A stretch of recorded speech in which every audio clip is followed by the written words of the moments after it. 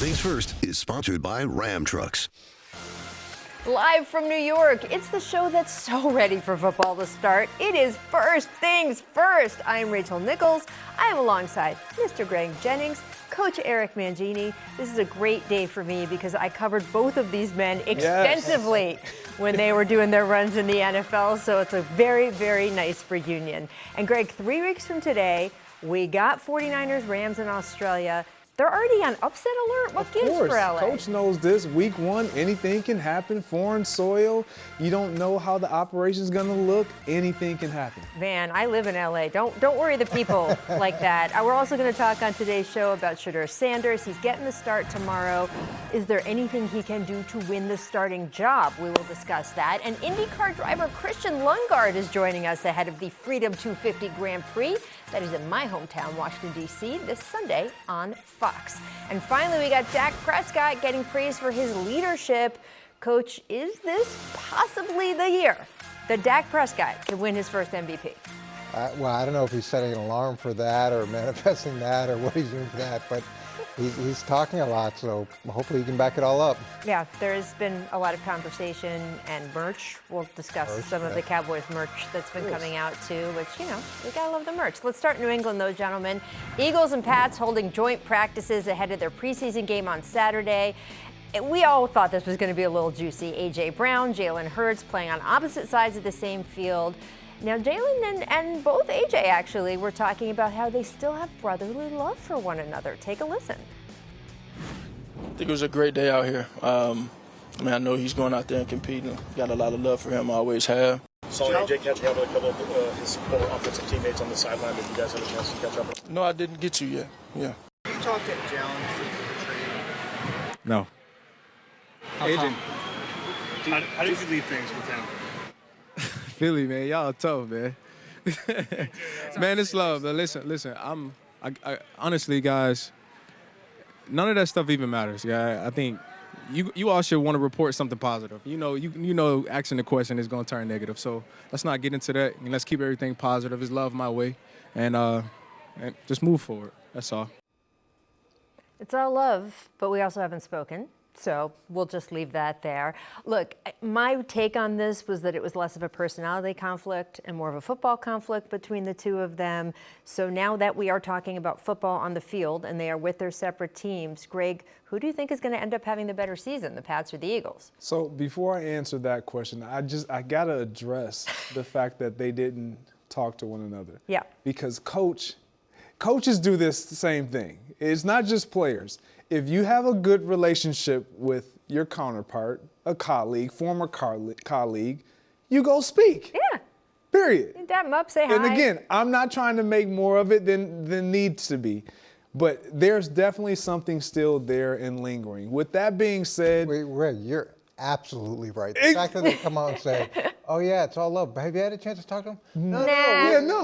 Oh, he's across the field. You across the field from me. Yeah. Haven't had a chance to talk to him? Exactly. Nah. Before practice, not even after practice. Yeah. And then AJ says, you guys are trying to turn this negative. No, they're not. They're just trying to point out a very obvious problem that still exists. I mean, do you guys realize the gulf that we've crossed here, by the way? Jalen Hurts is the godfather to A.J. Brown's daughter. That's how close they used to be. And so the fact that they did, as AJ put it earlier this year, he said we grew apart. Again, my take just from listening to the two of them was it was more about football, that there were reports, of course, that Jalen has been very sort of rigid in his offense. We know, Greg, during that wild card game, AJ Brown did not get targeted as he wanted, especially toward the end of the game. So I think you're right. I think there's more there now. I feel like you've been on teams where like they're static and then like 10 years later it's like, we were the best of brothers. We were the best. I feel like they're going to go back to that. I mean, he's a godfather of his daughter, but I think it's going to be a little bit whose team is better this year, and there's a little pride on the line. What do you think's going to happen there? Yeah, and so when we're looking at the teams, you got to start within the division. And when I look at the Patriots and what they were able to do within their division, they were 5-1 last year in their division. They're a young team that's bringing back a lot of guys, added a lot of guys around their young quarterback to improve who they want to be, not only schematically, but just overall offensively as a unit. And then when you look at the Eagles, they got the departure of obviously the big name A.J. Brown. Obviously, he's now with the Patriots. But they have a chip on their shoulder. They want to prove that, you know what, last year was an anomaly. That's not who we are. They want their offensive line. They want to show that they can run the ball better, be back physical. And Saquon is not the guy that we saw last year, but the guy that we saw in year one there. And so, but they struggled within their division even last year. Yeah. And their division is getting better. The only other team that really is going to contend with the Patriots is the Bills. And so they have that one team to worry about, whereas the division for the Eagles is going to be a tough one altogether, and let alone they're in the NFC conference, which is a tougher conference. Mm-hmm. I think the Patriots are going to have the better record, the better season. Now, does that mean they're going to get back to the Super Bowl? We'll see how that plays out. I just feel like from a coaching standpoint, a continuity piece, they just are on the right track right now, and they're trending in a different direction, whereas there's a lot of things that we don't know about the Eagles because of the new offensive coordinator, Jalen Hurts, no A.J. Brown. Is Saquon going to be what he was last year, or the 2,000-yard rusher? There's a lot of question marks surrounding them, and then the teams within that division also improving. See, I think one of the things that we learned after we won our first Super Bowl is that the next year things were dramatically different. And we talk to guys all the time about dealing with failure, but you don't necessarily teach them how to deal with success. And we thought we could go out and kind of roll the ball out there and do the things that we did last year and beat all the teams we were playing, but we had to do all those things better than we did the year before. And it's true for whether you're the Super Bowl winner or the team that loses Super Bowl. If you go there, everybody plays you differently, and it's something that you have to learn to deal with, so that they're facing that. And so Philly this year doesn't have the same expectations that they had going into last year. Now New England has the higher expectations. Jalen Hurts, when we talked about him going into last year, Jalen Hurts was looked at as he was not respected enough. And to some degree, now Drake May, people are saying, well, we're not respecting him enough, so he's got more pressure on him. You look at the offensive lines, you talked about that. Both those offensive lines are going through transition. But I'd say the biggest thing for me is the A.J. Brown addition in New England, is that more positive than the addition by subtraction in Philadelphia? And if we can just look at Stefon Diggs last year, and Stefon Diggs to me is like A.J. Brown, a little bit more advanced. So production-wise, 85 to 78, about the same receiving yards. A.J. had a few more touchdowns and about a yard more in receiving yards. And when I say he's a little bit more advanced than A.J. Brown, I don't mean skill-wise. I mean, here's a guy that was on multiple teams. And now he comes to New England, and he's a different guy in the sense that he wants to be part of the team. It's not just about his numbers. They talked about his leadership. They talked about what a great teammate he was. And I don't think they're saying the same things in Philly. It's pretty obvious that A.J. wants to be successful, and he wants to be successful regardless of whatever else happens. And that puts a lot of pressure on a young quarterback. So I don't know how Drake May is going to deal with that pressure that A.J. is going to put on him. And I don't know if his production is going to be so dramatically different than what Stefon gave him last year to offset maybe some of the other challenges he brings to a team. So you make a good point as it pertains to A.J. Brown and his outlook on offense and what that productivity needs to look like and feel like for him as a receiver. However, when you watch how the New England Patriots play and you are open about wanting to be a part of something, you have to then become a little more flexible. You have to be the one that kind of compromises when you do get there. And I just believe that that's going to happen. He understands, okay, they went out and got Romeo Doubs as well. So it's not just me. They were a good offense. They were a productive offense last year. You put up the numbers with Stefon Diggs. Stefon Diggs was fantastic for them last year, led their receiving core. If he comes in and he starts to disrupt what they had, all the focus and all the attention in a negative way is going to be on A.J. Brown. I don't think he wants that. I think he wants to leave what happened in Philly, and he wants to let that, like he spoke before, close that chapter, start anew, and understand I want to be a part of something great. I want to be a part of something great, and I want to help them win, not be the reason and the sole reason why. I know you're smiling at me, Coach, so go ahead. That is the most optimistic viewpoint. It is. Well, that's a receiver answer, and Well, now we you're felt giving that the way about coach's answer. Stephon Diggs. But you know, this is a person who, a few days after the Super Bowl said, I thought I would feel better about winning a Super Bowl, but I don't. I want to dominate teams. I want to get the number. It came back to him after he'd won a Super Bowl. So now the idea that he's going to go to New England, I know it's his childhood team and all, and suddenly have this renaissance where it's not going to be about his numbers. That would be an amazing transformation in a very short amount of time. But don't you think the relationships also play here, right? You've been in receivers' rooms, that it's really competitive unless everyone kind of knows where they slot in, and then they're more cooperative. If you don't feel threatened, you obviously are willing to give a little bit more. And that's true of the quarterback-receiver relationship as well. Hurts and A.J. Brown came in sort of on the same schedule, sort of, oh, is it his offense? Is it my offense? Why aren't you targeting more? Why aren't you doing this for me? That sort of thing. He's taken a real paternal sort of, arm around Drake May as an older brother and been like, oh, this is a very different relationship, so I'm going to help bring the young kid along. I just think that you are demanding in a different way if you are like that. Both of you. This must be the optimistic side. This is the optimistic corner? Because I'm looking at it as... I know you are. And the same thing happened with Stephon Diggs. When he went to Houston, we were like, man, if he comes in there and disrupts what they're trying to do with C.J. Stroud, is this going to be the end for Stephon Diggs? He ends up getting hurt. He was productive until he got hurt. Then he goes to New England and it's like, him? Say it again? Did they like him so much that he tore his ACL. He got hurt, Coach. Wasn't he under contract, though, the next year? He got hurt. He absolutely got hurt. But if you have a good dude that you think is going to be super productive and he gets injured, it's like, oh, yeah, he got hurt. We're so excited about having him the next year. That's not what happened. He moved. He changed the dresses. And when he changed the address, he went to New England, and he fit right in. Like he was a leader. They talk glowingly about Stephon Diggs. So when you talk about can he change, yes. And to your point, Rachel, I love that you made this point. Receivers respect quarterbacks that absolutely get it done, and they've proven to get it done. Like, and a part of quarterbacks that throw them the ball a lot. That too. That too. However, once you start to see there's, I don't know if I really trust this guy, or I don't know if he can really get it done the way that I thought that he can get it done, then you start to lose a little bit of that respect. You start to question more. Drake May is one of those guys. He's coming in there. He's looking at what he's done. He has no reason to come in and demanding everything. Like, this is going to be about me. No, you come in low. Has Drake May won a Super Bowl? No, he has not. Oh, Jalen Hurts has.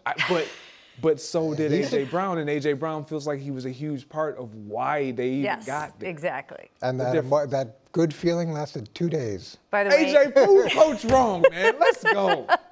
By the way, this whole idea that Drake May is somehow underrated or disrespected that you mentioned earlier in this segment, the man was a finalist in MVP voting, so I'm not hearing Kevin that. Wild sits here and every day talks about how he can't understand why Patriots, super Patriots fan, Kevin Wild? Yes. That's who sits here and says and that? maybe that's tainted me because I hear so much about how he's not getting the love he deserves. I believe he came in second in MVP He did. voting. So other than being the MVP, he's being respected. Let's move on to Dallas. Dak Prescott spent this offseason going all in on the Super Bowl or bust mantra, as well as the Gotti motto. You guys know that Gotti, greatest offense there is.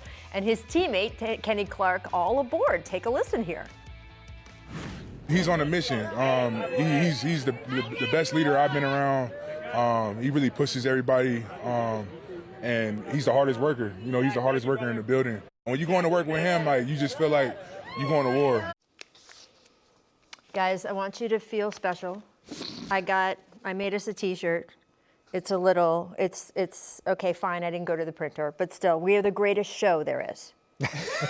I like it. I like it. Are you manifesting that? Gisty, Okay. Gisty. By the end of today, the whole crew are going to be wearing these. It's going to be I don't know really, if we're going to be wearing that. really I'm not awesome. sure if Are you saying my handwriting is not I up to may par, put Greg Jennings? mine in the closet just for A touch. Dude, I am not appreciated in my own time. You are. I am You're the really Drake not. May of Just in your lane. That my is lane. maybe not your lane. No. I need Possibly. merch design is not my Possibly lane. not. All right, I need some like of the the staples, Cowboys though. merch though. Exactly. We do what we can. Look, I like that Dak is talking all this talk. I think that, you want your quarterback to believe in you and the rest of the team. And by the way, they've been very good. They were the number 2 offense in the league last year. What do you think Dak is going to actually deliver, though, this season, Coach, once the talking is done? Yeah, I don't love this. The one thing that I thought Jerry's done so well this offseason is he's not put pressure on the team. And he's talked about improving the team in the past and done nothing. This offseason, they've done everything they possibly can to make the defense better. They addressed it in the draft. They addressed it in free agency. They addressed it through trades. They're still looking for opportunities to do that. But he's not throwing out these Super Bowl or bust type comments. We're not getting the typical script that we get from him. So now fast forward to Dak, and he decides he's now going to add pressure on the team. And I don't know what he's gaining from that. And I'm not sure if this is something where you have to talk yourself into it. You have to try to convince the guys around you that that's the case. There's a little bit of that saying, the Mae West saying, if you have to tell people you're a lady, then you're not. And it's one of those things where don't talk about the things that you're going to do. Just show that you can do those things. Now, in fairness to Dak, he has been incredibly successful. And if we just pull up the MVP last year versus Dak's numbers, they're not far off in a lot of categories. And he had an impressive season. Now, the one category that he is far off on is that touchdown number of 16. And he's never, I think his highest amount of touchdowns in any season was 37. So you're still 9 short of what Matthew Stafford did last year. But the numbers have been very good. And I think that the offense with Brian Schottenheimer in the second year can take a step forward. I just don't feel that there's value in him pushing through the alarm clock and the manifesting and what's the other thing? The Gotti, which is not as good as Gisty, which is ours. Like why? Gisty is. Gisty, I would Gisty? say that would be better. Gisty, greatest show there is. See, we talked about this yesterday. Coaches strictly coach mentality, where it's like, guys, focus on the next play, the next rep, the next moment that's right in front of you. Don't look down the road. And the reality of it is we do want to look down the road a little bit. We want to feel like we deserve to look down the road because of what is in this room. And so when we feel good about what's in this locker room, what's on that side of the ball, and what is happening on the other side of the ball defensively, you start to get excited and you share things that you're having conversation about within the locker room, and you feel strongly about that. The one thing that Kenny Clark said was he's the hardest worker here. He leads by example. And so with Dak Prescott saying it, it would be different if it was everyone but Dak. But with Dak saying it too, there's some merit to that. There's some weight that goes behind that, because he's not going to we've never seen Dak just go out there on his laurels and just try to put up gaudy numbers and not care about the team. No, he wants to win. He believes that he has one of the best rosters and one of the best opportunities right now. I don't mind him talking about it because he's put up those numbers. You put up his stats next to Matthew Stafford.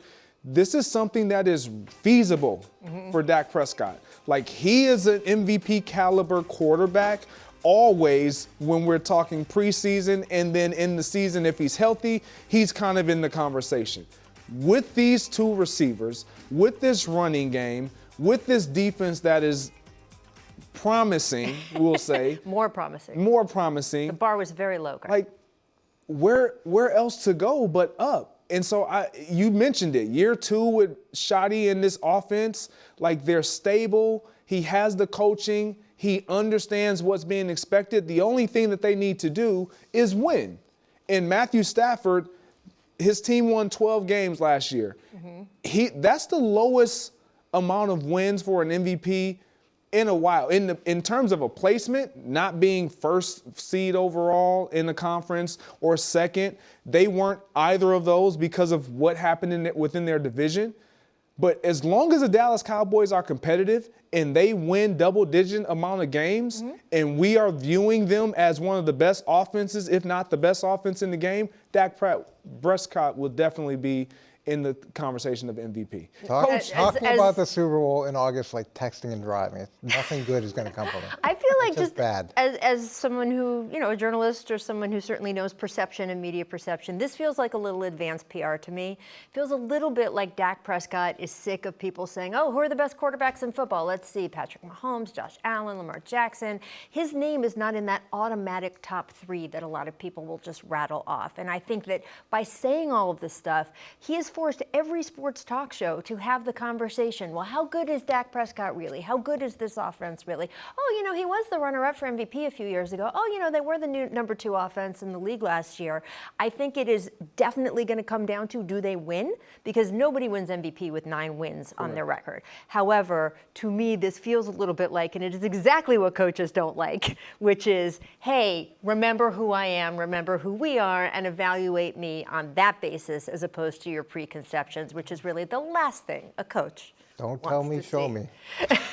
Let's move on to the Raiders and another quarterback. Raiders in Houston for some preseason Week 2 action. First overall pick, Fernando Mendoza, shining in Week 1, should get plenty of run in tonight's game. So, Greg, what do you expect from the rookie? When do you see him kind of, pushing on the depth chart to get up past Cousins? What are you looking at here? So I just expect him to execute the game plan that he's going to be provided tonight. And that's what, if you're Clint Kubiak, you want to see him do. You're not in contention, or I shouldn't even say in contention. You're not worried about can he start for us, because that's the plan moving down the road. That's the plan down the road. They have a guy in Kirk Cousins who is very competent. They don't expect to be a contender. Everybody feels like we're going to be a contender, but the real reality of it is they're not going to be a contender this year. Can he protect himself? Absolutely. We saw it in the first preseason game, but you want to see him build on those things. So we saw him under center, things that he didn't do in college. We saw him in the play action game. A lot of these things he didn't do in college, and you like to see the footwork. You like to see his eyes go through his progression, 1, 2, and 3. We saw that on multiple occasions. Now can you do it again? Can you build on that? Can we put a little bit more on your plate? The keep package, the moving of the pocket, can you throw on the run, all those things, and still command our offense and put us in good situations offensively, whether it be a run or a pass. If he's able to do that, they're trending in the right direction because he looks good. He had some moments where he's a rookie. Yeah. He's going to look like a rookie at times, but he had some very promising moments. Yeah, and if you're him, even though Kirk Cousins is there, you want to start. And for him, what's really good tonight is the Texans aren't playing their starters, but the Raiders are going to play their starters. So as last game he was playing against the second group with his second group. Tonight he's going to get to play against the second group with the first guy, so you would expect there to be a jump in production. And if he can show a substantial jump in production, and last game was a really good start for him, but if he shows a jump in production with the starters, now that conversation between the coaching staff, and I'd say not just the coaching staff, but maybe ownership, is he's closer than we thought he is. Maybe this decision is tighter than it should be. Maybe he can push forward and play in the even potentially start if he goes out and has a really impressive game. So I'm glad you're here. Because you've coached a long time in this league. I like when he leans in. What was your philosophy on starting rookie quarterbacks? Ideally, you don't want to, and it depends too on what type of team you have. And if you feel like you have a fairly competitive team, with the rest of the group, and the veteran's going to give you the best chance to succeed, because you've been there, where rookies get pushed into the lineup because of where they were drafted, and everybody in the locker room is going, what are we doing? We have no chance to win with this guy, but ownership somebody wants him because they drafted him. Where from a coaching perspective, you want to put the best guy out there that's going to give you a chance to win, because you owe it to everybody in that locker room and the coaching staff to do that. Now, you don't always get the final say on that, where the owner walks down and says, why isn't he playing? So is it because as as a receiver, I definitely want the best option under center. Clearly, we all do. But when you're watching these guys, and when I see Mendoza, when I understand I have Kirk Cousins, somebody proven, I start to think of, okay, if I go from Cousins to Mendoza, there's still some energy there. But if I go from Mendoza and it starts to look funky and it doesn't look the way we hope it looks, and then I go to Cousins, you just don't want to do that. There's no need to rush this. I just don't understand all of the pressure of when's he going to start, when's he going to start. You know who didn't start the first year in the NFL? Aaron Rodgers didn't start. Joe Montana didn't start. We obviously know Tom Brady didn't start. Patrick Mahomes didn't start except for the last throwaway game, Week 17 game of the season. It's okay not to start your rookie year. You can still be a Hall of Fame quarterback. And behind that offensive line that the Raiders have right now, I would be very careful because you're right. If they have to pull him, that hurts his confidence. And they have to go back to Cousins, or if he gets injured, that is going to set him way back. Yes. There is nothing wrong with taking some time and having a guy like Kirk Cousins run the ship, in my opinion. Which you're absolutely right, but then ownership will look at it and say, we need to sell tickets, we need to get people excited about our team, and they're not excited about Kirk Cousins, they're excited about Mendoza. Why not? Have you seen his closet? I'm not saying I watched that documentary. I saw his closet. Coming up, we're going to talk a little bit about Bo Nix. He's ready for the Broncos to become the best offense in football. We'll also see if we get another Mae West reference, first time in the history of First Things First. Who knows what's happening next? Stay tuned. Coach, Bo Nix, best offense in football. There's never been a race like this. One weekend, one city. The Freedom 250 Grand Prix. 7 turns, 1.7 miles. Look at this crowd. Fans have turned out in a huge way. He has momentum now, past the capital. This is history in the making. That's right. We are officially counting down to the Freedom 250 Grand Prix. I like the announcer was like Grand Prix in his accent. It's going to take place in our nation's capital on Sunday. Coverage starting at 11:30 a.m. Eastern, only on Fox. And guys, I want to get back to football. The Broncos putting up nearly 24 points per game last season. Not terrible, but not great. 14th in the NFL. Third-year quarterback Bo Nix, however, he's got bigger aspirations for this season. Take a listen. We've been challenging first for the offense. I think we want to be just the highest scoring running passing offense, in the league. And so we want to score points, no matter if it's running, passing, trick plays. We're going to be balanced. We're going to do a good job of running plays off plays, and we're going to be attacking people from different ways. And we just have really good players, and we're going to be able to use those guys. But success for me this year, just continue to push myself, get back to winning playoff games, and put ourselves in a position to win a championship. We want the highest scoring offense in the league. Coach, I want a pony, but I don't know if I'm getting it. What do you think of Bo Nix, his chances to get this? I don't love his chances to get this, but in fairness to them, they were 10th in total yards offensively, and you mentioned the number of points. They're 14th in total points. So those are good numbers. I would imagine, though, with Sean Payton and a young quarterback, he's done a really good job of developing Bo Nix, and a lot of people are surprised by how successful he is. I've been surprised by how successful he's been and some of the things he's done, especially late in games. But I do think Sean understands the importance of complementary football and of making sure that he's maximizing strengths and minimizing weaknesses. So this isn't, Bo Nix isn't Drew Brees yet. That's not where we're at.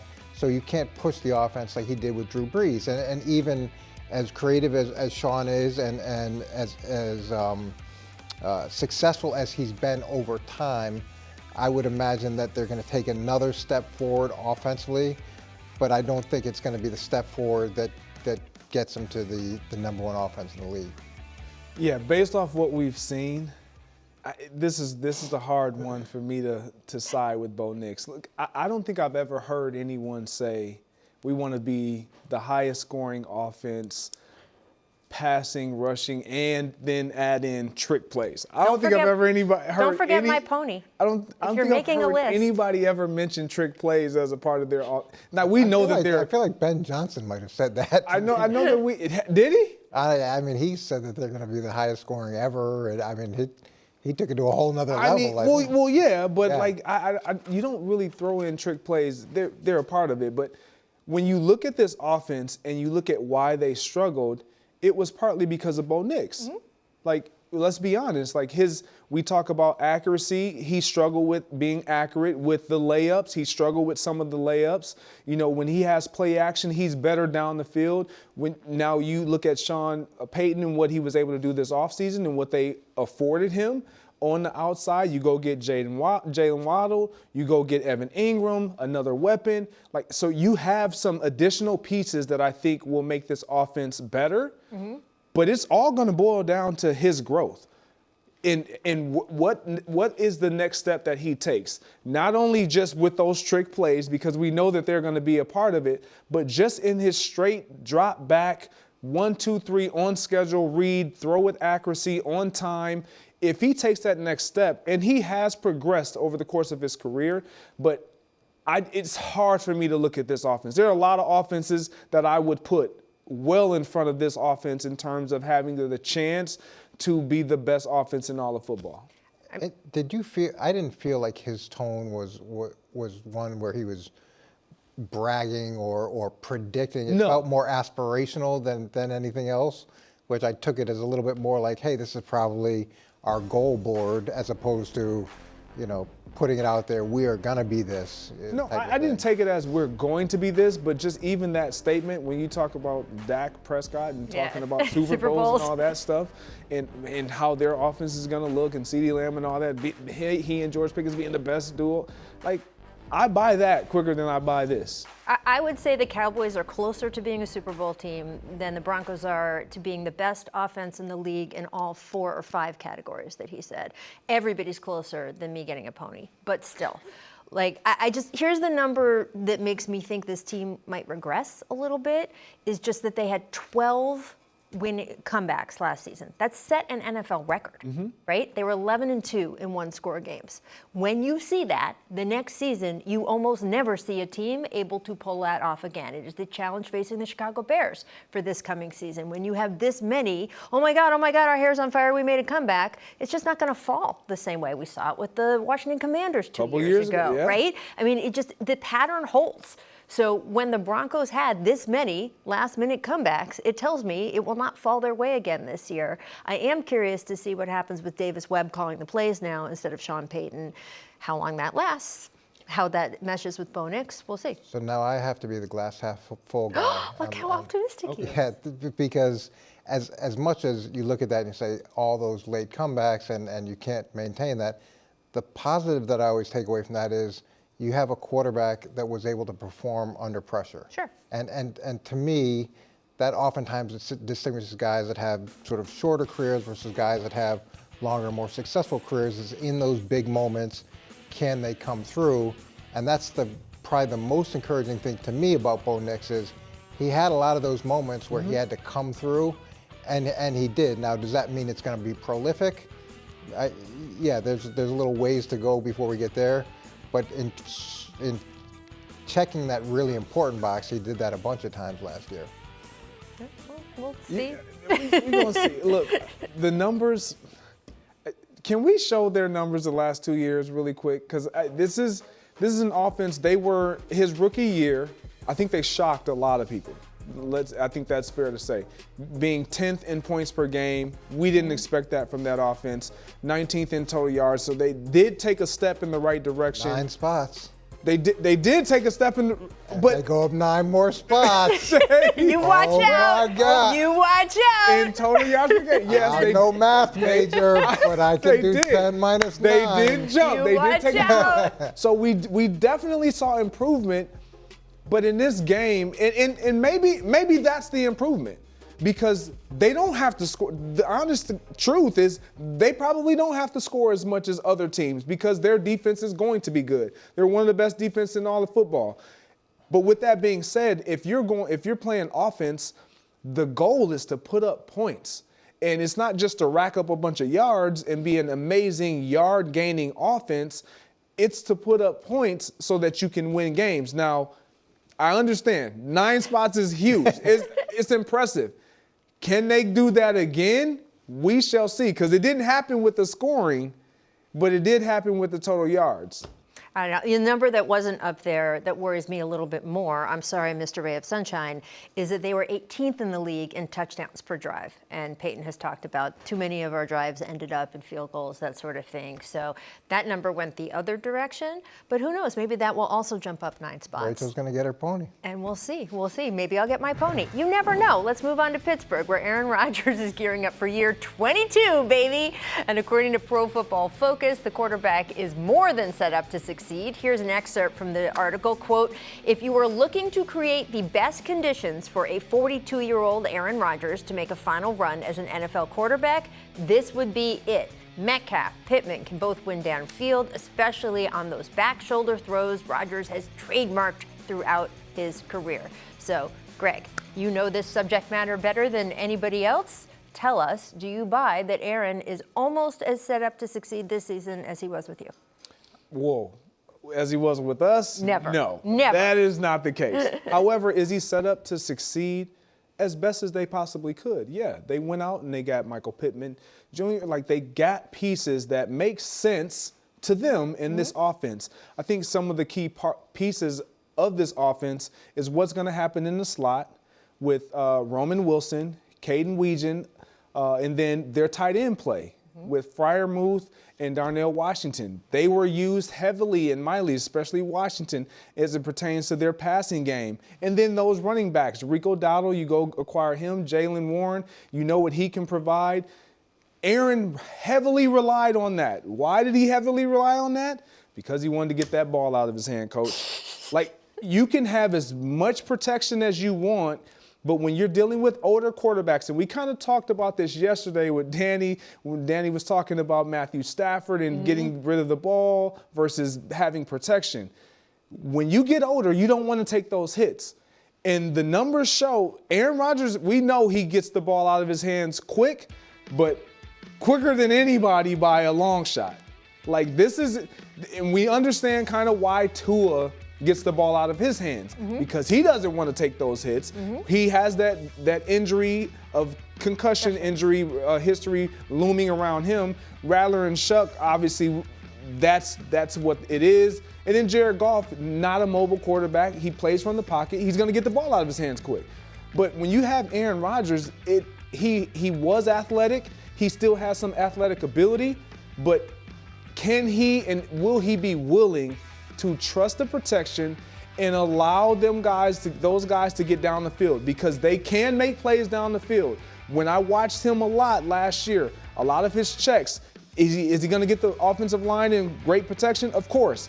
But he's also going to look out to his receivers and give them a sign and a signal too, because he wants to get that ball out of his hands. That tells me I really don't trust if this is going to get picked up. I would rather trust me and knowing I'm going to I have an outlet already built in, and he goes to that outlet immediately. Yeah, I think this is the best situation he could be in this year, because he's got 2 gigantic receivers outside. So even if he has to throw up jump balls, both those guys can go do that.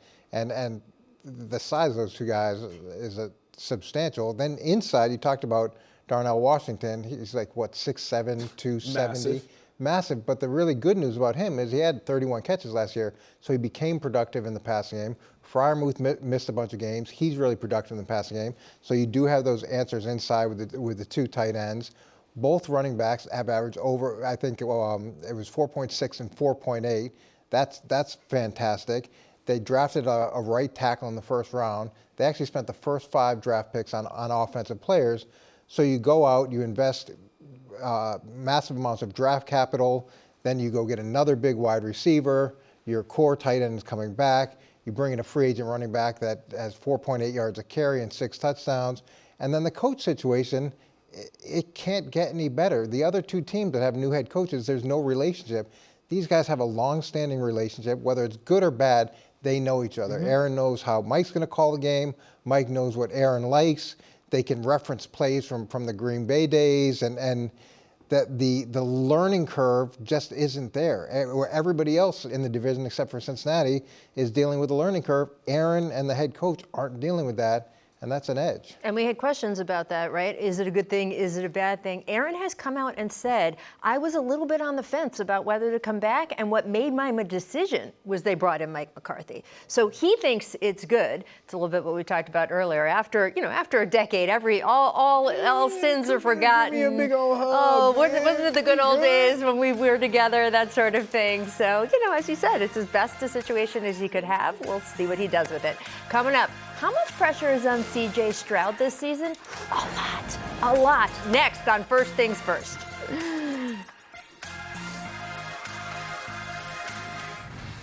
We are officially counting down to the Freedom 250 Grand Prix, which will take place in our nation's capital, my hometown, on Sunday. Coverage starts at 11:30 Eastern, only on Fox. And back here, we're doing some weird and wonderful, people. Let's talk. First up, always wonderful. We start with wonderful. Check out Phillies left fielder Brandon Marsh climbing the wall to turn the foul ball into an out. Catch of the year candidate, Greg, maybe? I can't do even much. honor that. After seeing Tatis yesterday, that's nowhere close to catch of the year. I'm glad the fan kind of got out the way, maybe. Yeah, I love that he had to work through the fence to get the ball. Near. He used the fence, though, to go on up, so I feel like you got to give it to that. Weird. Jags two-way player Travis Hunter, now a three-way player. He's a kicker, too. He nailed a 28-yarder at practice. Coach, you making him an emergency kicker as well? I'd like to see him be a one-way player to be successful. I knew it was coming. I knew he was going to say it. I mean, we're worried about a three-way. How about a full season of one really productive position where you contribute a little bit? I literally could have guaranteed you could have written the script for him. Celebrate What is this? What is the dancing, though? I mean, is that part of his pre-kick routine? That's another thing that he's able to do really well, I guess. Is that weird or wonderful, though? Greg, what do you think? I'm assuming it's pretty wonderful. What was the clogging? What was it called? The clogging Irish clog dancers? That's what that felt like. Watch, Greg, watch this. Right? There you go. Let's talk a little wonderful Justin Jefferson Cook and the defender at joint practice with the Ravens. Greg, what do you expect from the JJ Kyler Murray connection? I expect it to be exciting. Yeah. Look, JJ is probably the happiest wide receiver in the game right now that Kyler is playing, and he is under center, starting QB1, because he's going to get a lot of this. Yep. See how the DB looks back? He can't look back at the break point. That's when separation gets created. Right there, watch, ready, don't look back. Don't look back, close. Yep. There you go. I mean, look, Kyler's got to stay healthy. Kyler's got to stay healthy. Weird, LeBron James launching a new golf YouTube channel, coming very close to a hole-in-one here. I mean, Coach, I don't know if you're a golfer. Is it fair he's already this good? He just started last year. It really isn't fair. For him to be able to play as long as he's played, as well as he played, and then jump into another sport and hit hole-in-ones, When you hit the hole-in-one, then you're not getting I've done that. I've done that. Like, I've done that my entire golfing career. I've come close. I've never had one. You should start a golf YouTube channel. I'd watch it. Here's my trivia for you on this front. Alex Ovechkin, of course, legendary hockey player. First time ever playing golf. He had a camera crew with him. Stop it. Hit hole-in-one. He didn't even know the right word. Hasn't hit one since. He's like, I scored it. I scored the hole-in-one. He's completely thinking about it like hockey. So there you go. Hasn't hit one since. I don't know. I wouldn't care. I don't know. Wonderful. Our final wonderful. Texans mascot pulling the high five away from Max Crosby. Max squares up. Greg, have you gotten in a fight with the mascot ever? Oh, look at that. I've not gotten into a fight with the mascot, but you can't win. You can't win this. Like, mascots are the best. I don't care how you feel about them, they're the best. I thought it was good, like fake fight. He did like a fake fight thing. That didn't feel real. This dude was about to fight his own quarterback. You're going to clown him? You better think twice before you do that, mascot. You're dealing with a different cat. Tear that head off. There's been some NBA players who've had long-running feuds with various mascots, so I don't know. I think it's a little tougher in the NFL, not in the court in the same way. All right, time now for our afternoon headlines, sponsored by Kraft Mac and Cheese, the best thing ever. Texans defense only gave up 17.5 points per game last season, second best behind only the Super Bowl champs. They're good, in case you didn't know. And Connor Orr, Sports Illustrated, knows how good they are. This is what he wrote, quote, way more cowboy than the guys in Dallas wearing a star on their helmets. This is a group of people built to destroy the NFL as it is right now by behaving as it was in the old days, led by edge rusher who, depending on the time of day, could be mistaken for a polished, glad-handling politician, or Dokken from the Marvel Universe. I would have used Thanos as my reference, coach, but you know, potato, potato. Defense, obviously not the issue there. I mean, they are just exceptional. So the question is, once again, what are we going to get from C.J. Stroud? How much pressure is there on him? First of all, I want that guy writing anything about right? me. That was Wasn't that beautiful? That was really well put together. Yeah, Sports Illustrated, Connor Orr, very impressive, right? Good stuff. More cowboy than the guys in Dallas wearing stars on their helmets. This is good. For C.J., the postseason was just so disappointing. And what was it? He had 2 TDs, 5 interceptions, a 51.1 quarterback rating, 5 fumbles with 2 lost. And there was a point where I thought he realistically could get pulled at halftime because it was just so bad. And I understand organizationally not making that move and believing that your guy was going to come through in the second half, believing that CJ would be able to do better, but it just didn't get better. And everybody was excited about the things he was able to achieve, his rookie season. And we talk about this a lot with young quarterbacks. You think they're automatically going to build, and some guys do take a step back, and some guys do have to really reevaluate what their strengths and weaknesses are, and figure out how to get a second pitch. And CJ now just seems like he doesn't know where he wants to land as a quarterback. But this team is so ready to compete. He doesn't have to be in the MVP conversation. He just can't be 2 TDs, 5 interceptions, and a 51 quarterback rating with 5 potential turnovers. He can't give everybody else a chance to win, and we know that he has that in him. Yeah, and it was unfortunate because the writing was on the wall the entire season. It was going to come down to his performance. That defense was not going to allow them to lose games. It was going to be predicated on whether or not C.J. Stroud could just simply be average. And that just didn't happen all season long. When Davis Mills got in, he kept them afloat. Like, it was like, okay, we can win with either one of these guys. Is there any true separation? But what he can't do, when you look at the numbers of C.J. Stroud, they were just so bad last year. He just can't be this. He just simply can't be this. They're not asking him to be a top 10 quarterback. They're not asking him to be one of the best quarterbacks in all of the league. They just need him to be average. You can't be 21st in TDs, 20th in completion percentage, 18th in even if you get closer to the 15, 16, and we can deal with that if you're that defense and you're that good. But to your point, Coach, when the play ratcheted up in the postseason, which it always does, he looked startled. He looked like a deer in headlights. And that was what was strange, because you go up against this defense at least once or twice every day in practice in team drills. In training camp, you're going to go up against them a lot.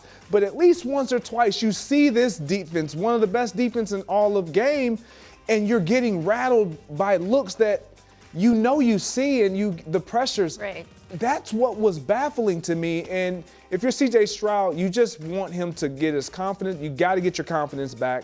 You got to look at some of that tape and some of that film from your first year and find that guy. And even the numbers you put up, as marginal as those were, when you add the turnovers, so it's you could probably compete Correct. if you were turnover free right. with that defense. But when you add the turnovers into it, and especially the amount, they only recovered 2 of the fumbles, but he fumbled 5 times, which is a remarkable number.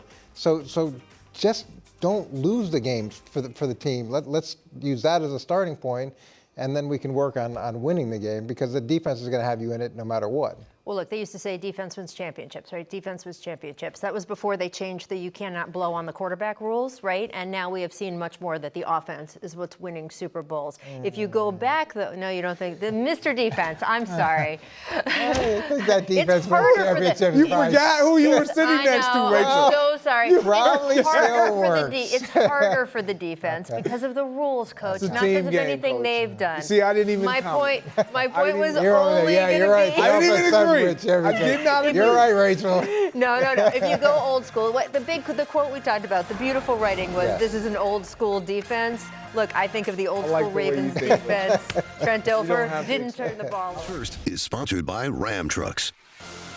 Live from New York, it's the show that's prepping for the preseason. It's First Things First. And coming up, we're going to talk Shedeur Sanders getting the start on Saturday, but can he steal the starting job permanently? We'll discuss. And IndyCar driver Christian Lundgaard is going to be joining us ahead of the Freedom 250 Grand Prix from Washington, D.C. That is this Sunday on Fox. Let's start, though, guys, in Detroit. The Lions coming off no other way to put it, this was a disappointing season. They went 9-8, last in the division, missed the playoffs. But head coach Dan Campbell, he is, like many people at this desk today, staying positive. His quote is this: "Our window is not closed. It is not closed. That was the whole reason why we did this. We fell short last year, but needed to get into the playoffs. And now it is about the matchups, where you're playing and who you're playing." Coach, they are tied with the 11th best wins to win it all. So is Dan Campbell right? Their window is not as closed as 11th would imply, and people are sleeping on them? Or do you think that's kind of where they should be? I don't think their window's closed at all. Remember last season they had the problems with the offense, and he felt the need to change the offense coordinator mid-season, and that was disruptive. But even as disruptive as that was, Jared Goff ended up second in passing yards and touchdowns. They were top 5 in scoring and total yards. Jahmyr Gibbs had a great season. They had 2 wide receivers that had outstanding seasons. So they've got a ton of talent coming back. They ended up dropping a tackle in the first round, so they addressed a little bit of the offensive line. I'd say the biggest difference between last year and the year before was the amount of rushing attempts per game. Absolutely. And so it was 4th 2 years ago, and it was 21st last year. And when you have that dramatic a change, it affects play action, it affects the offensive line and their ability to kind of control the game.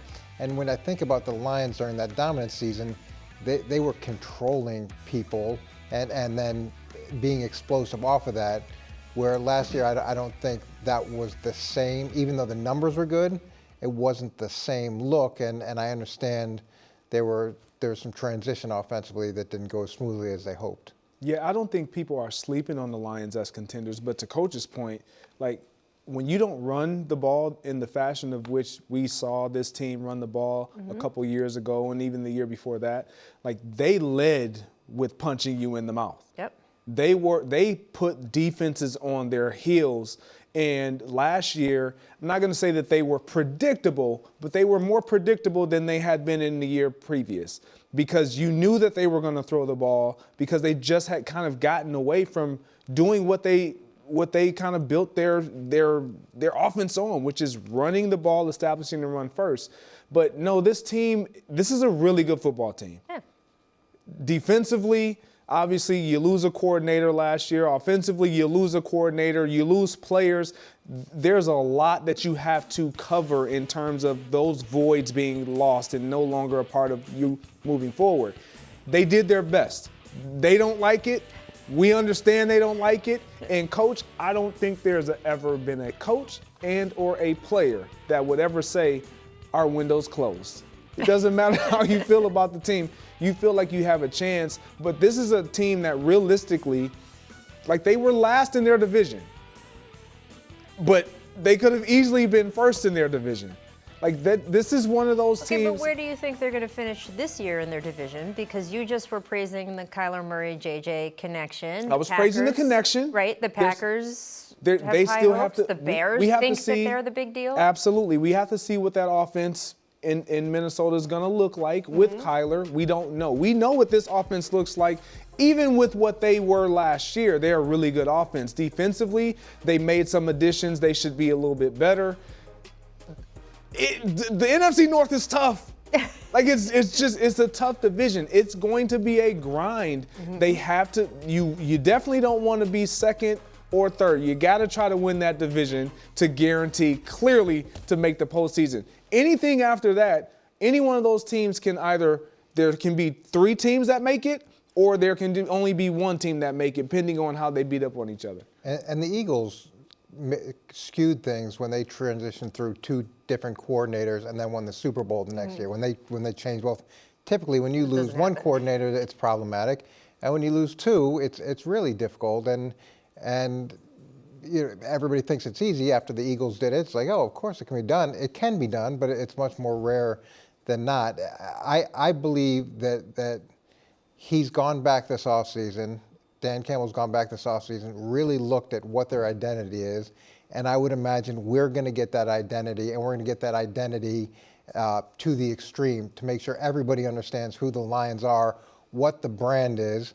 The players know it, the coaches know it, the opponents know it, and the approach will be, can you stop it? I think that's a great point. I mean, his force of nature, personality is really going to be a huge factor here. And you're right about the coaches too, man. They had 8 coaches leave the last offseason. 8! You can't It's like unheard of. I mean, that's ridiculous, right? So much more continuity this year as well. I just wonder, it's a tough division. It's a tough How much division. better, you know, you can get better, but is everyone else getting better? Where are you going to fall in there? We'll see. I want to move over, though, to one of our preseason games coming up. Shedeur Sanders making the start on Saturday. Seems like Deshaun Watson has a firm hold on the Week 1 starting job, but Shedeur does not seem too worried. Take a listen here. I'll say every day of my life is important. Every day is important. I wouldn't say it's a day that's not important, so that's just another day going out there doing what I gotta do, honestly. I don't really feel anxiety or any pressure, you know, even going into things like that anymore, because it's like, that's how I approach everything. So, you know, it's just another day of going to work, you know. That's all it is for me. When he's done in the NFL, I would like Shedeur to publish like a life philosophy book. Right, every day is wonderful. I just feel like he's got maybe a calendar, one of those rip-off pages every day with the quote. No, you're not feeling it. I mean, he has the most confidence in any player in the National Football League. I mean, and he should. I mean, his dad was confident. Absolutely. He backed it up with his play too. I mean, do you think? I mean, he's confident that one day he could win the starting job. Maybe on Saturday he could win out the starting job. Are you confident this could happen? I am not confident.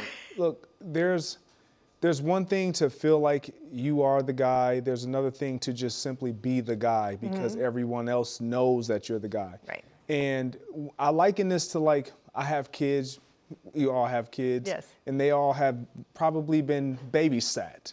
The babysitter that can, you know, engage with the kids with crafts, make the bakery, go outside, engage, and have fun with the kids. They're the ones that's like, man, I like how they engage with my kids. But the one that kind of maintains the schedule, maintains the order, keeps everything on schedule and tidy, and you walk back into your home and you're like, oh, the house is quiet, everything is organized, and that's the one you really need. That's Deshaun Watson right now for this team. They know it. Everyone loves Shedeur. Every one of those players in that locker room loves Shedeur. He's a fan favorite, he's a player favorite. But when you get out on the field, do you trust him? And then if you're a coach and you are on the script and you're looking down and you have a quarterback out there, do you trust him to run that script to perfection, to the standard that you have set for your starting day one quarterback? And the answer right now is no. Like, will he get there? That's on him and his progression. But right now, no, he is not the starting quarterback, and he will not be the starting quarterback. And I don't believe that there's anything that he can show in one preseason game that will then tell the coaching staff, oh, because he did it, he's our day one guy. He's our week one starter. Now, if he goes out, it might afford him another opportunity in the third preseason game to go out and double down on that. But no. In this world that we're living in of second acts with Sam Darnold and Baker Mayfield and Geno Smith, different guys that haven't worked out at their first place, but then, you know, was able to do something totally different and change the narrative in their career. I would imagine that ownership is looking at this and saying, maybe Deshaun can have a second act. And maybe it's not going to be what it was when we traded for him, what we hoped it would be, but maybe it can be somewhere in the neighborhood. It doesn't even have to be next door, just maybe in the same town, maybe just relatively close, so that the worst trade in NFL history isn't just... You are sunshine and optimism today. No, I'm not being sunshine. I'm being realistic, is when you make a trade that bad and he performs as badly as he is, and now you have a chance for him to actually come out and maybe help you win, you're hoping that works out. And then they owe him so much money next year that if they could keep him on the team and not eat that dead money, that actually has an advantage as well. So for Shedeur, he is well-liked and he is extremely confident, and he's going to have to go out and do something compelling this game in order to get over the hump, because it can't be fumbled snaps. It can't be one great play and then one head-scratching turnover where you just throw the ball up, a jump ball where anybody can get it. So if he can come out and play some compelling football in this game and make it a harder decision, I think that gives him his best chance. And it's not like he's trying to, unseat, Patrick Mahomes. So he can make this close, but it's got to be compelling. So, do you think, when you look at him, do you think you're talking about cleaning up mental mistakes, right? You were talking about, is he going to do things as neatly and orderly as Deshaun Watson? How much of it is it physical, though? Because I feel like watching him, and you are both better experts at this than me, that when he has to throw deep into a tight space at the last minute, he's just not as physically up to it. He needs more time. He needs to set up the play. Does that change as he gets older? It does change once you get older, because things start to slow down. The picture starts to clear because you anticipate, you know what you're going to get, and your eyes don't fail you. You trust them. Right now, he's young. He's young, and he just doesn't trust it. That's why he's late. That's why he holds on to the ball a little bit. He did this in college, and in college it's a completely different game. I thought he was really good in college, but you could get away with all of that in college. You can't get away with holding the ball and waiting for a receiver to come open. You are now dependent upon to throw that receiver open and trust that receiver is going to break, and your ball placement needs to be there. And he's missing on these opportunities. And so the reason why I say I don't think there's anything that he can do in this game that guarantees he's going to be the starting quarterback after this game, because when you haven't done it consistently up until now, doing it one time doesn't tell me, you're ready. Right. Just doing it once, he can go out, and I believe he's capable. He has the talent. A lot of players, Coach, you've been around you've coached a lot of players. A lot of players can do it one time. A lot of players can do it for a game. But it's the players that you want on your team long term that you can trust. I see it in practice. I see it in the film room. I see it on the field on Sundays, on Monday nights, on Thursday. I see it consistently over and over and over again, more than I see the inconsistencies of, I don't know if he can get that done. Maybe we should tweak this for him. That's the problem right now with Shedeur. Right? He's young, and he has to have time. Bill Parcells, who started his meeting, the first meeting of the year, and tell the guys how they're being evaluated, and it was, do you know what to do? Are you doing the things you're being coached to do? And are you the same player every day? That's what we're looking for. And it's three very simple statements, but it encompasses of what you're looking for to have a successful player. Here's what I do know about the NFL is that it is likely he will get to start games this year because quarterbacks get hurt. Yeah, so and even if it might not be week one, but I would imagine, Rachel, even if he doesn't, even if neither one gets hurt, they're both going to play this season. They're both going to play. See, the sunshine and positivity just left. Just Boom, lets me know. like that. But guys, depends who you're cheering for. This is who I cheer for, okay? I am a Commanders fan. I grew up a big time. This is what got me into wanting to be a sports reporter, was following Washington's football team as a kid. I loved these players. We had a dark period I don't like to talk about, the Dan Snyder years. But now, sunshine, lightness, positivity. I want to hear what you guys think about Jayden Daniels. Now that he's healthy, he's got some weapons. Listen to this from SI's Albert Breer. This was great. Terry McLaurin, without last year's contract drama, he's back to being Terry McLaurin. And interestingly, the difference maker here has been Stefon Diggs. We touched on this a little bit earlier. Diggs has immediately stepped into a leadership role, one he definitely handled last year in New England, and set a high bar for the room, as McLaurin always has. So, Coach, tell me good things. Come on, I want to hear Jayden Daniels is gonna, I don't know. First of all, I love Dan Quinn, and I think he's an outstanding head coach. And so that's the first set of good news that I'll give you. I'm a huge Jayden Daniels fan. I've been a huge Jayden Daniels fan since he came out. You know, Nick kills him because he's too skinny, 6'4", he doesn't think he can hold up.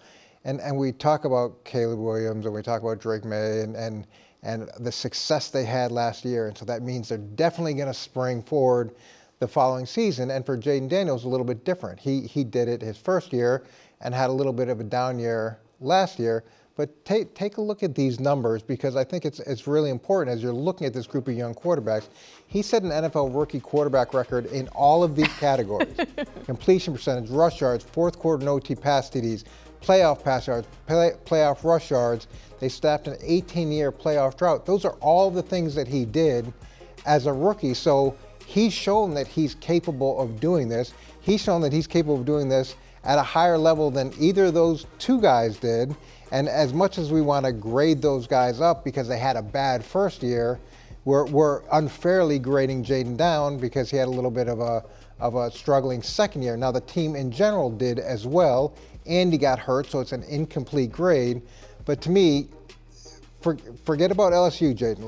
Let's just forget about LSU. And your number and all that other stuff, that has no relevance to what you're trying to get done. But if he focuses on just being the Washington Commanders quarterback, he's got a great chance to be extremely successful again this year. Yeah, I'm with Coach on this one. And, we talk about Stefon Diggs in that addition there. We know his impact, the impact that he had last year with a young Drake May. Yep. And it was tremendous. They spoke volumes of it. He came in and he was a leader, and he was a consummate pro, what you expect him to be. There's no doubt in my mind he's going to be that again for Jayden. Now, you have a bona fide number one guy in Terry McLaurin, so there's a rapport there with those two. If Jayden can stay healthy, he's going to be motivated. As players, we listen and we hear everything that's going on. We can say, I'm not worried about that. Yeah, I say I'm not worried about it, but that doesn't mean I didn't hear it. That doesn't mean I didn't listen to it a little bit.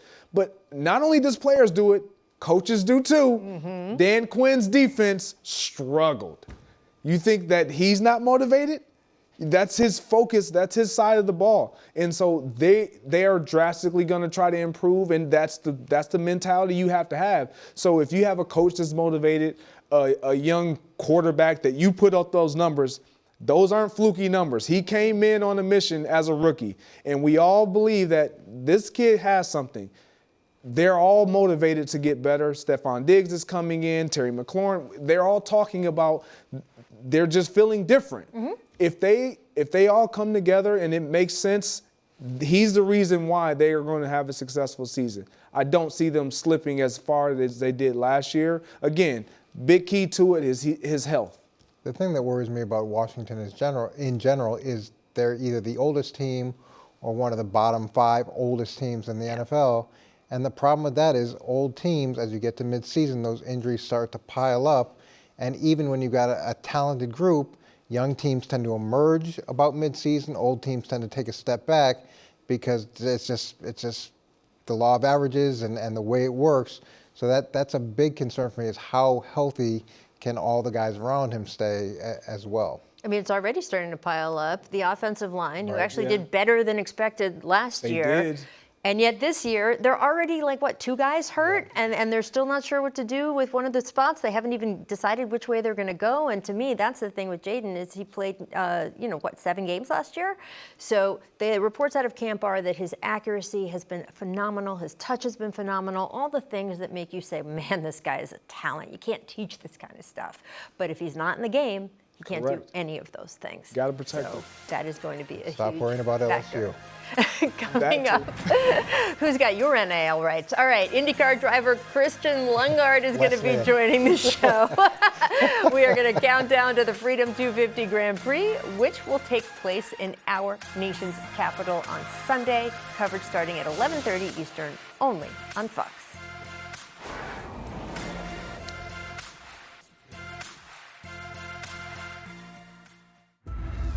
There's never been a race like this. One weekend, one city. The Freedom 250 Grand Prix. 7 turns, 1.7 miles. Look at this crowd. Fans have turned out in a huge way. He has momentum now, past the capital. This is history in the making. History indeed coming to the nation's capital. IndyCar races through the heart of Washington, D.C. in a once-in-a-lifetime spectacle celebrating America's 250th. The Freedom 250 live Sunday, August 23rd, only on Fox. And we are so lucky now. Joining us is IndyCar driver Christian Lundgaard. Thank you so much, my friend. You said that this is only going to be your second time in D.C. What do you expect the fans and the environment to be like? Because it is going to be free general admission. Nearly 80,000 people requested for over 270,000 general admission tickets. What do you expect? I think the obvious answer is it's going to be loud. One from the fans, but also from the race cars, obviously racing around. But I think it's just a big opportunity for us. I'm just excited to be there. Be a part of the events. We know it's going to be a one-time thing, and all of us wants to win it. And obviously, just the history behind it, the Freedom 250. I watched the UFC event there earlier this year, and just saw how that turned out, and now having to have the opportunity to be a part of it from the IndyCar race side is pretty awesome. Christian, I'm pretty much a quick study. I would like to say I'm a quick study. So I'm not going to ask you about your strategy and how you're going to approach this race, because from what I understand and what I've learned, you're going to navigate the chaos. The chaos is a part of the strategy, just being able to navigate that. But have you been in a simulator to kind of put you in a position to where it can assist you with navigating some of the chaos that may be on the horizon? I wish that existed, right? I feel like a lot of it comes and goes. A lot of it is experience. I think the street courses in general is always chaotic. We saw it in Markham last weekend. It was a new venue, a new track. They had repaved the track for us, and it was super slippery offline. So just trying to understand who you're racing, where the grip is really going to be. On a race weekend like this, that the race is going to be just shy of 250 miles. We're going to be in the race car for 3 hours. The race is not going to be won on the first stint before the first pit stop. So it's about being smart and really picking your battles. And I think a lot of that comes from the experience of having been part of IndyCar races like this. But I think all of us will be doing something to try to be in the front. I think we all want to lead the Freedom 250 at some point. And look, you're currently fourth in the standings, right? So how pivotal is Sunday with only 4 races left in the season for you personally? Absolutely. It's crucial for us to score the most points possible. Alex Palou is obviously in the lead by 100 points plus by now to even P2. I think I'm 6 points out of P2. I think there's 15 or so points between the rest of us. We have it right here. Obviously, I'm fighting Kyle and David, really. Obviously, we got the 2 Americans there that I know want to have a good weekend this weekend. But at the end of the day, we have three races after as well where we can score some points. But to be the first and only Freedom 250 winner would be pretty cool to me. Hey, Christian, how does a street course like the one in Washington play to your strengths? I love street circuits. I love new races, new venues. When you think of a typical racetrack, it can be an oval, it can be a typical road course. one, we know the track, we know where the bumps are, but also it gets driven on frequently. Where street course races, it's public streets, they're never really clean to the perfection of what our race tracks really are. So you always have to explore, you always have to find the grip, and throughout a weekend, from the first session, the first lap you drive to the last lap in the race, the track is completely different. And I love that exercise of having to try to figure out how to set up the car right for the right time of the race, because at the end of the day, you're only going to win the race on the last lap, and you need to be fast at the end of the weekend. Christian, Alex Palou can all but wrap up a win on Sunday. Is he the racer with the most or the biggest target on his back? Absolutely. But I also think he has proven well enough by now that he's not going to crack under pressure. I think we can try as hard as we want. We need some luck on everyone's side, but behind him in the standings to catch him. It is mathematically possible, but he's very good under pressure. He's probably the best IndyCar driver the series has seen, and he's proven that. So I thought we had something to fight with throughout this year to fight for with him in the championship, but he just keep proving us all wrong, and he makes very few mistakes. Christian, I know you did something that you've never done before last week, and you threw out the first pitch for the Blue Jays. How nerve-wracking was that for you?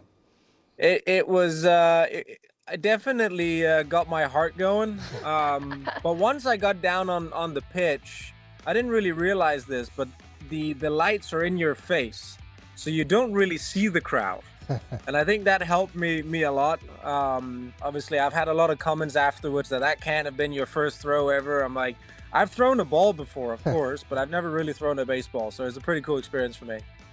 Look at that humble brag, guys, Yeah, by nice. the way. People said it couldn't have been my first one, but it really was because I'm an awesome athlete. Christian, of course you are. You are one of the best pro drivers, and we are very, very grateful to you for joining us. Good luck this weekend. Enjoy.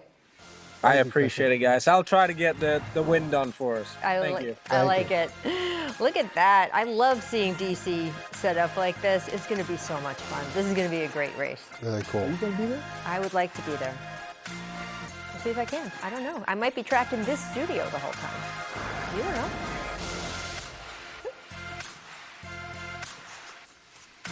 America, and this week, oh man, it's showtime. Catch Shohei Ohtani and the Dodgers versus the Pirates, or another regional action. You could get Cubs Mariners or Giants Red Sox. Check your local listing for what the game is in your area. That's Saturday, 7 p.m. Eastern, only on Fox. And guys, I want to get back to football, of course. Last year, Saquon Barkley saw his yards per game diminish, almost 55 yards a game from the year before. His touchdowns were cut in half. But his teammate Lane Johnson thinks that big things are right around the corner. Take a listen here. I think all in all, the more productive we are in the run game and stuff feeds off of that we'll see the Saquon of 2 years ago. We'll see the big plays. We'll see him out flexing out wide at receiver, see him in the screen game. I mean, Greg, this isn't just a Saquon Barkley story. It's an Eagles story because as go he, to what degree to go to the Eagles? How important is it that he rebounds? It's their key to success. Yeah. Clearly. It's kind of similar to how we view the Lions. Like when we see the Eagles establishing a running game and they are able to run the ball effectively and efficiently, and we see him hitting those home runs, this team is a completely different beast to deal with offensively, because now it allows all those receivers to be one-on-one. Jalen Hurts to see the clear field, because you're going to have single high. You cannot have two high safety in a small box with Saquon running the way that they want to run. And so it just opens everything up. And if they are able to establish the run, this can be a very good – they're already a good team. This is the key to their success. Re-establishing who they want to be up front. And they had injuries along that offensive line last year. Lane Johnson understands it. He was a part of those injuries. But they know the importance of establishing who we want to be, is our identity as offensive linemen is running the football. It's a little unrealistic, though, to think that Saquon's going to be able to have the production that he had 2 years ago. He averaged almost 6 yards a carry, so he's at 5.8 yards a carry. He had 125 yards per game rushing, and it's unrealistic. Every other year in his career, his highest number had been 81.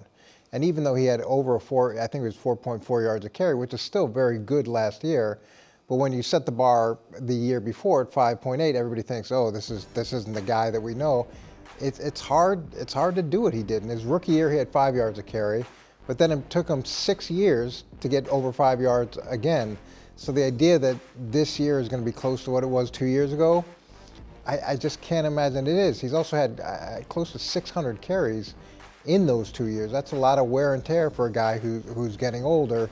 So does it need to be better? Do they want it to be better? Yeah, of course you'd want what he gave you. It's hard to imagine he's going to be able to get back to that level. So when you have a new offensive coordinator coming in, kind of they want to put their spin on things. Mm-hmm. They want to put their stamp on your offense. And what better way? Obviously, the passing game has to be better.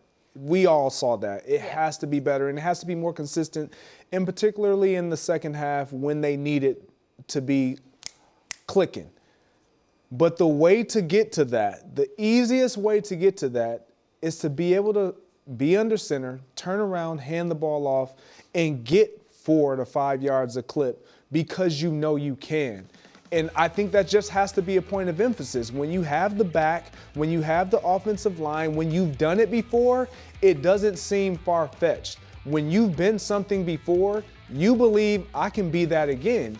And the Eagles have been that before. Saquon has done the 5.8 yards a carry before. They've been a great offensive line. He's run for 2,000. So it's not as far-fetched for someone who's done something as it is for someone who hasn't done it. And so with that being said, this team believes that, yeah, we can roll out and do it all over again. Well, I wanted to ask you about the coaching aspect, though, because as you mentioned, new OC, guy with not a ton of experience, although obviously played in the league, but how much change do you see this offense undergoing because of this new offensive coordinator, especially with all the reporting in the offseason of like, oh, Jalen was really running the show the last couple of years. He got too rigid. That's why they brought in this new guy.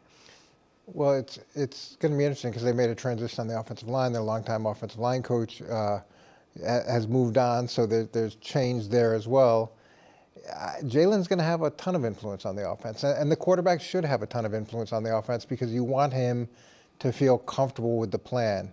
And just like we talk about a young quarterback with an older receiver, a young coordinator with a established, successful Super Bowl winning quarterback is going to defer, and it's the head coach's job to make sure that he's moderating that relationship so that it doesn't get too lopsided where it's not a partnership, it's more Jalen running things. This group has gone through a lot of transition with offensive coordinators. The head coach has stayed the same. That's his side of the ball. He should have so much control over what that final product looks like, even with a younger guy. I think that backroom stuff is so fascinating. It's great insight into how the relationships go. You're grinning like a man who has run roughshod over an offensive coordinator. Well, I mean, look, you just want to be a part of. When the offensive coordinator starts to go through the game plan and go through the scheme, you just want it to feel like I'm excited about this. Mm-hmm. And when you listen to Sean Mannion talk about Jalen Hurts and his ability to get in here early, get in the building early, stay late, be committed to what we're asking him to do and the things that we're asking him to change, that gives you a little bit of excitement, as well as, there's going to be some things that you had success with that we're going to maintain. Mm-hmm. We're going to carry that over. Mm-hmm. But there's also going to be some new learning that's going to need to take place, which I always feel like that locks in guys a lot quicker and a lot more. Even with the offensive line, when you start asking guys to do some things a little different and they're older, you have to reset. You have to either show that you're committed and you're locked into moving in this direction with your offensive coordinator, or you don't. Mm-hmm. Now, what I love is Jalen didn't promise that they were going to have the greatest offense ever or they were going to go to the Super Bowl. He just promised 100% alignment and zero entitlement. He did. Zero entitlement, You talk about winning the press conference? That 100% winning the press conference. Okay, you're sick of the Super Bowl talk and we're going to be the greatest offense ever. Can we be done with he's the first one in the building and the last one to leave? First of all, you're the quarterback. You're supposed to be. That's why you're paid what you're paid. Second of all, you can live in that building. If you don't get the other stuff done, it's not going to matter.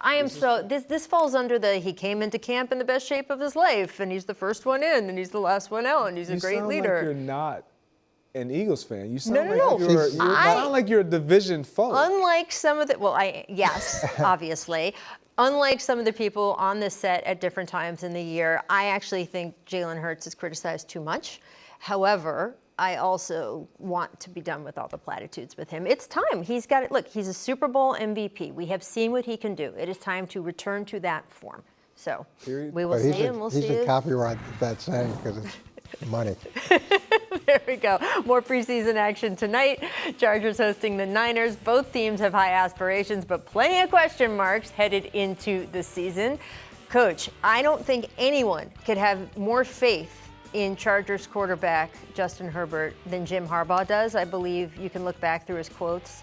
They're so glowing. I'm a little worried about Justin's new fiance having a run for her money with Coach Harbaugh. But what do you think? Do you think that the Chargers have more promise? Do you have more faith in San Francisco? Oh, there's a lot of love for Justin Herbert because Jim loves him and the new offense coordinator might love him as much. And Danny, who sits at this desk, loves him probably close to as much. I mean, it's his cup runneth over.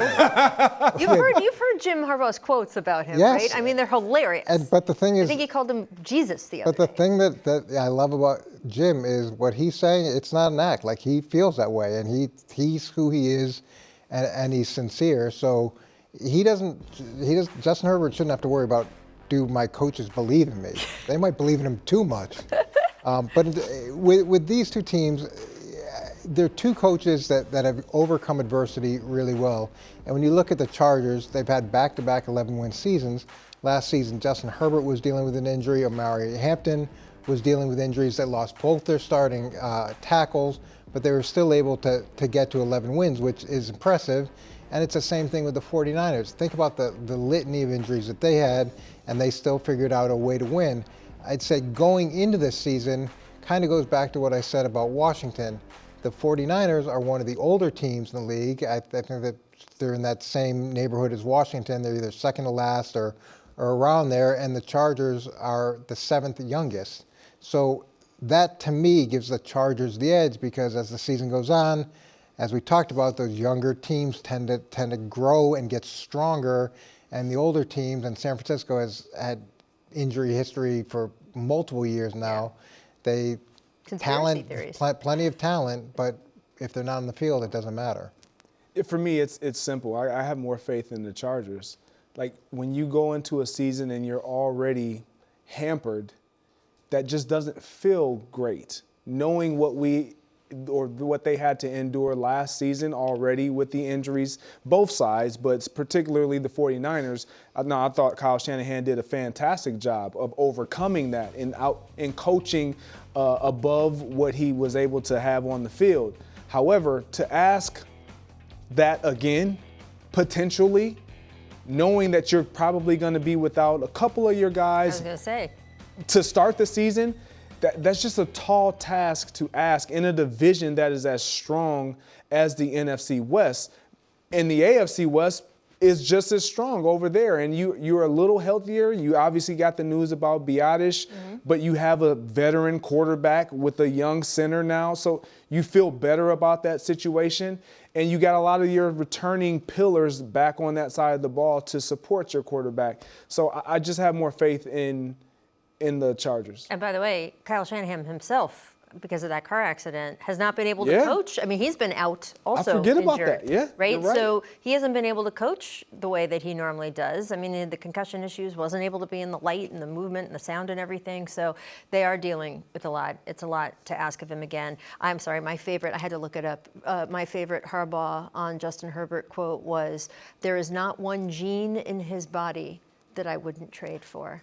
If you don't love Justin Herbert, something is wrong with me." I want to have someone have that much confidence in me. That's all I want in my life. Maybe it'll be one of these guys soon.